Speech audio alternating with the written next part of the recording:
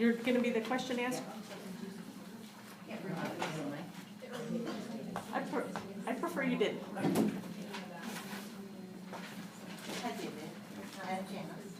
Okay, eyes up here. So, I want to get a little bit more information about your sleeping. So, I'm curious about dreams. Okay, what about them? Do you dream? I think everyone dreams, don't they? Do you remember your dreams? Normally nightmares. Nightmares? Can you talk a little bit about that? It's the same thing that goes over and over and over again. Normally it's the car crash going over and over and over again, and every single time I do something different just to save her, and I can't. So, you're saying that you have the same dream over and over? Over and over again. Is it weekly, nightly? You can say probably almost nightly. So nightly you're having this recurring dream over and over.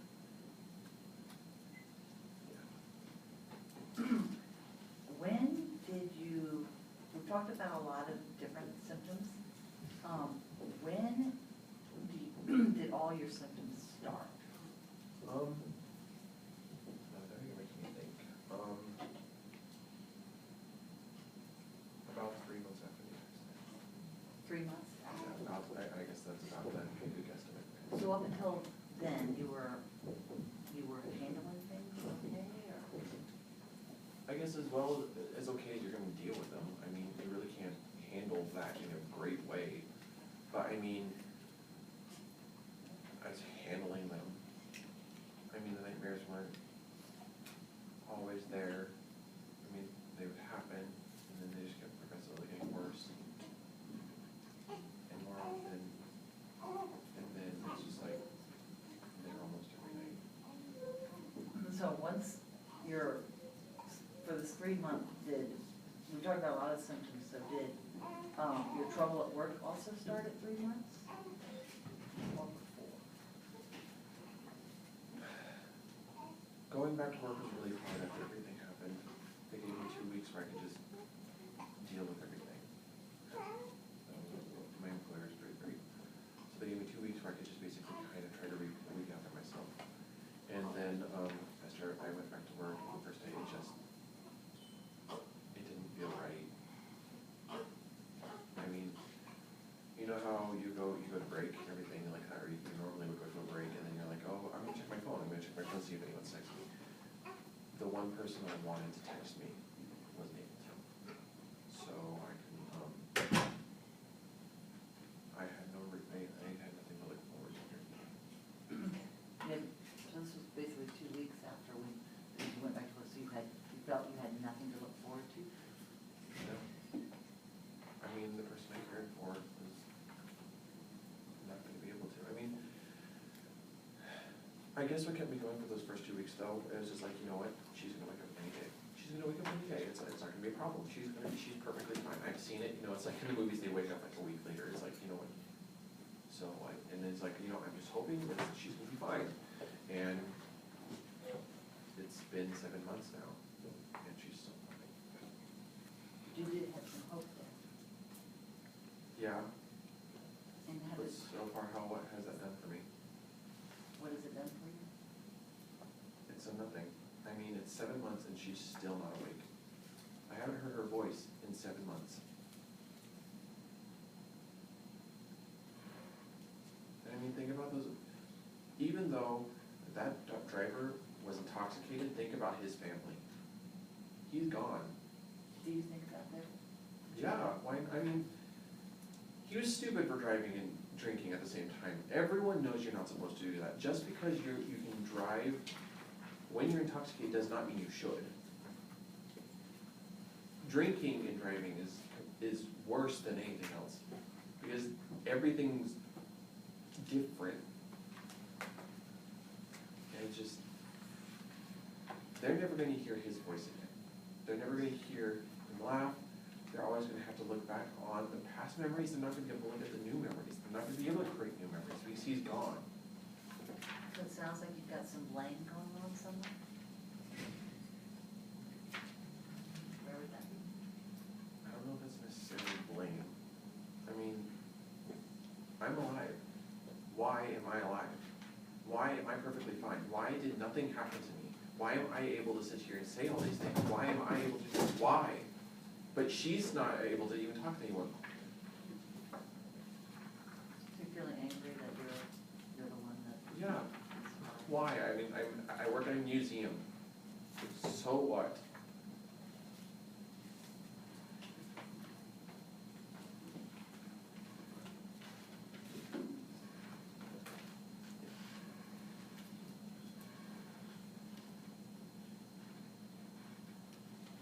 So you're dealing with an awful lot. Yeah. It's affecting your sleep. You're having recurrent nightmares. You have survivor guilt, sounds like. Sure, if that's what you call it. I majored in history, so I wouldn't know. I think you're pretty angry. I guess, yeah. Sure. It's there. Sure. But I mean, wouldn't you? Would you be angry about that situation? Like, the person you love you can't talk to, but the person that ended up killing. Well, your whole life has changed, Yeah. like overnight. Yeah. You wanna talk about that a little bit? Not necessarily right now. Could we like try something else first, I guess? Was it blinking? I'm sorry.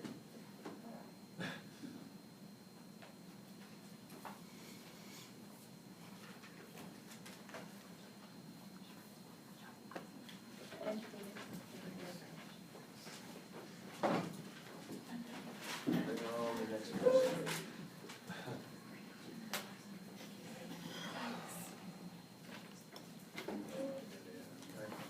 Joe? Yeah.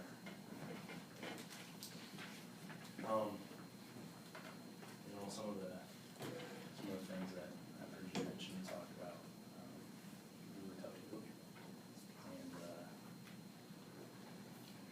one thing I did hear you say though was, the first couple of weeks, you said that you had hope.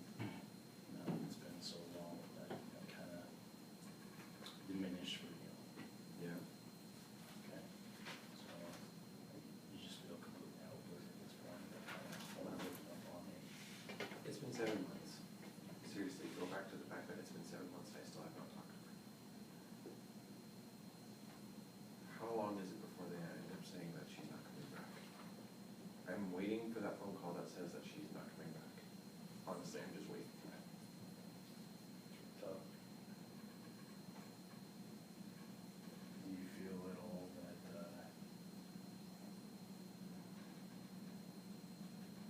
you wish you could take her place? Yeah. I mean, if you were put in the exact same situation, would you? Regardless, you don't want anyone to be in that situation, but if you were in that situation, would you rather be in that place instead? If it's the person that you loved and you want to express feeling. I can certainly understand not wanting to be without that person. Absolutely. Obviously losing somebody that you had identified as somebody that you wanted to spend the rest of your life with can be very difficult.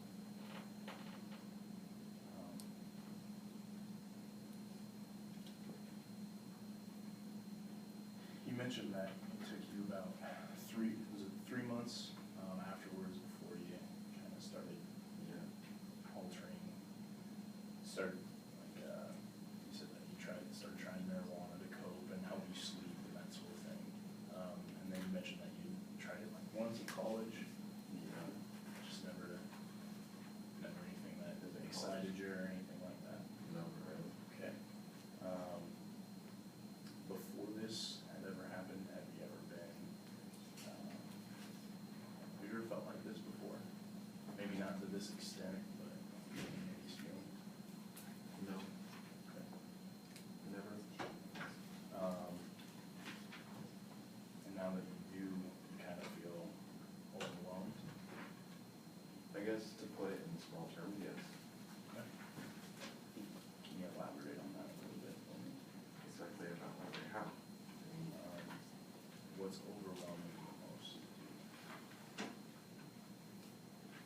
I feel like I'm handling every single day by myself now. I don't have one person that wants to be there next to me, always providing the advice that she would. And now I'm doing it alone. And I don't know if I can necessarily always do that. Can't necessarily always do that. I miss her. That's basically what I'm saying. I miss her and I really want her to come back. But how are you supposed to always do that? Like, honestly, every single day I wake up, well, she's not there. It's a constant reminder that she's not there. Sounds like you're having trouble finding meaning or purpose in life. Sure. Go with that, I guess. Okay. Is that how you would put it? I don't want you to feel like I'm putting words in your mouth.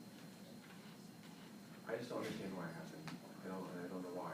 I don't understand why I'm the one that's fine. Why is she the one that's hurt? Why is he dead? Well, I guess why he's dead is because of his own fault, but that's not my total problem. Okay. I guess,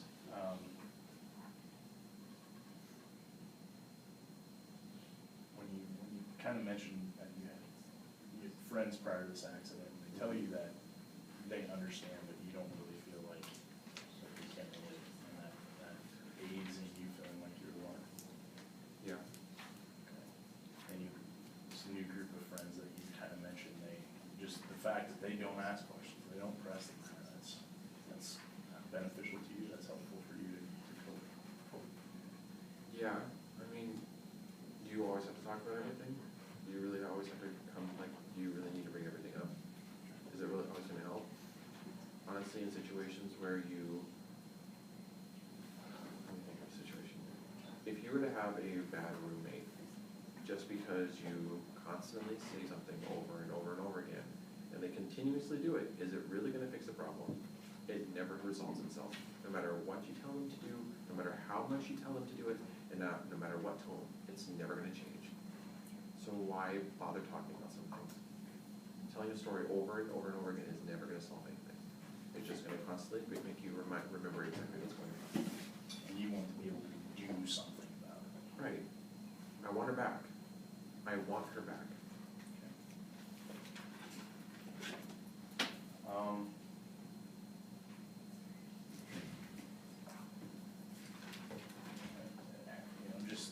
When you're placing employment here, obviously, give us a call and everything. It kind of sounded to me like, when you said, I'm just going through the motions, you feel like it sounded like you were originally very passionate about your job. History was something that you enjoyed, you loved doing your job, and now it almost seems like you're maybe on the outside looking in at everybody just going through. You mentioned that you were kind of behind the scenes.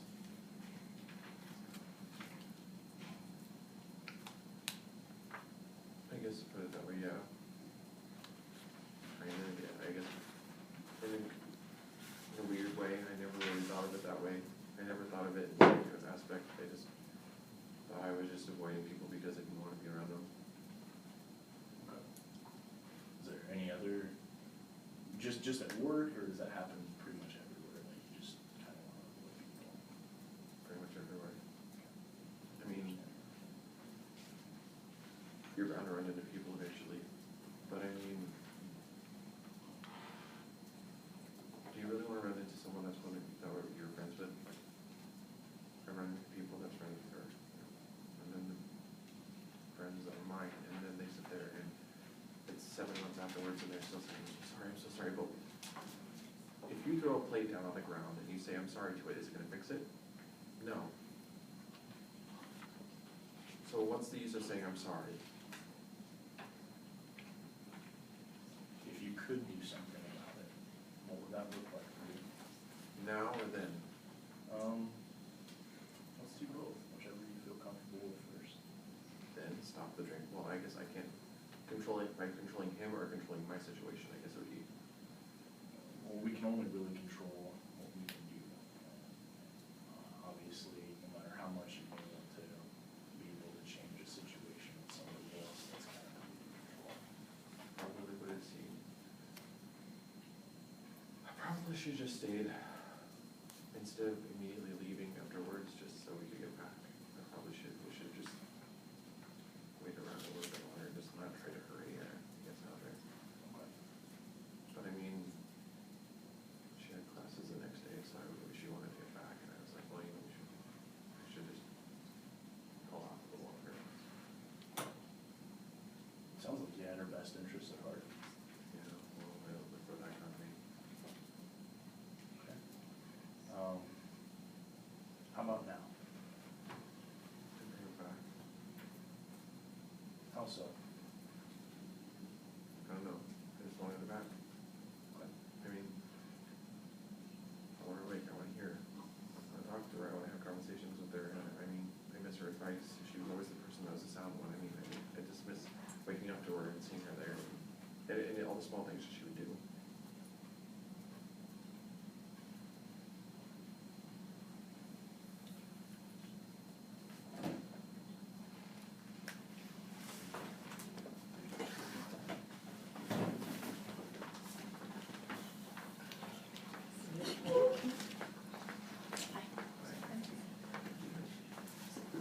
First, I'm so sorry that you have to experience this. I'm sure you're tired of hearing my first question is, do you have trouble remembering anything about the accident? Any of the Yeah. details? Yeah.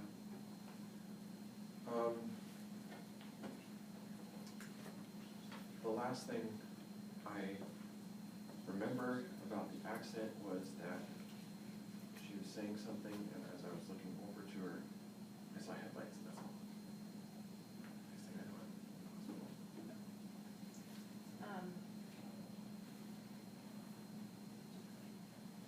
Have you? I know we talked a little bit, he asked about feeling like you're on the outside. Do you feel like you're an observer of your life, like you're just watching your life unfold now, maybe? I have no control over my life anymore, so I guess, yeah, pretty much, that'd probably be a good way to put it. Okay. Do you ever feel like you're kind of like in a dream, or like time is moving slowly at all? Well, every day is really slow, and I don't wake up to her, so pretty much. I mean, you know when you're in work, or when you're at work, you have that last like 30 minutes, that's just like, it just lasts forever because you want to get away. That's pretty much how every day is. And when did you start feeling that way? After 2 weeks. So like when you went back to work, it got really hard to even just be engaged in your own life.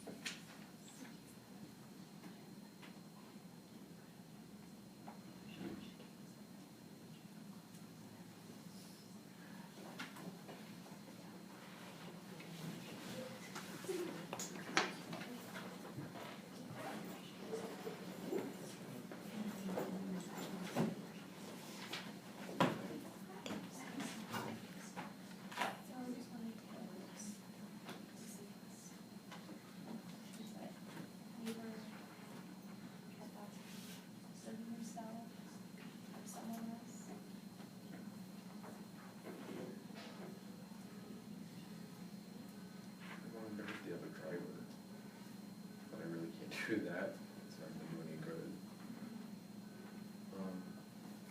Thanks for shutting off the alarm.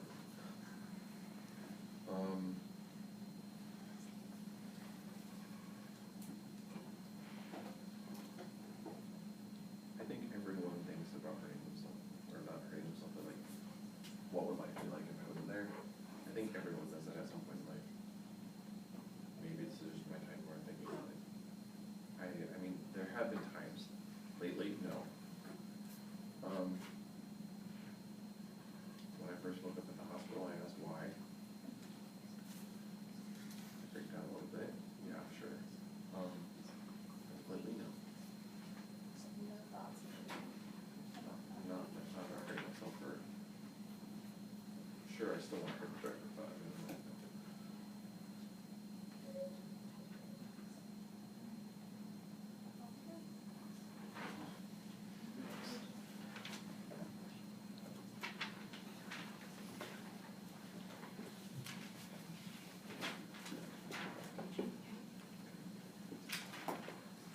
Okay, everybody's had a chance to go.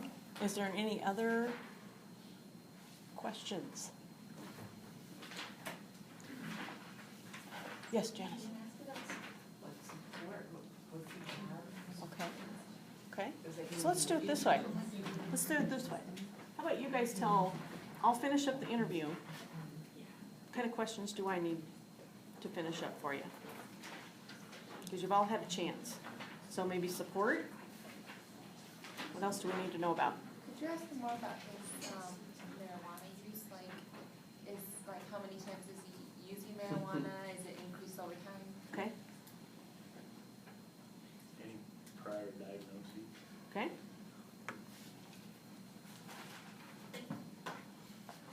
Anything else? Look on what you're expected to write up. Anything on that?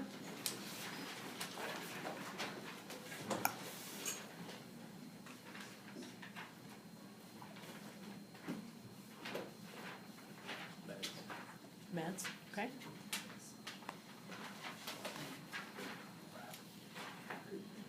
Ask about his transportation, Okay, if he's not driving, or okay, okay. How's it getting around? All right? Ask something like, so obviously one thing that he would want to